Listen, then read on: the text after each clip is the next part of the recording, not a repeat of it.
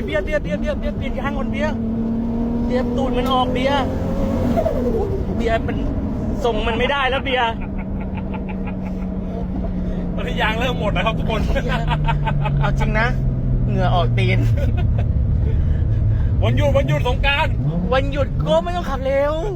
นี่ไม่เร็วนี่ขับเรื่อยๆ อย่าเพิ่งเต็มเกียร์อันนี้ฟรีอันนี้ฟรี อันนี้ฟรีเหรอ อันนี้ฟรี อะไรวะ อันนี้ฟรีอันนี้ฟรีอันนี้ฟรีอันนี้ฟรีฟรี อันนั้นเสียตังค์อันนี้เสีย อันนี้ผ่านฟรีเมื่อกี้เสียตังค์ อะไรนะ เมื่อกี้เสียตังค์ ฟรีโชว์ปะเนี่ย ฟรีที่เนี่ยเขาบอกผ่านฟรีเนี่ยผ่านฟรีโอ้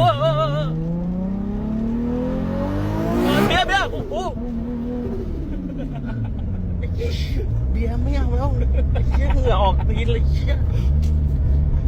เรียบร้อย เรียบร้อยอะไรไม่เอาแล้วขนกุ้งแล้วโอ้เบียร์โค้ง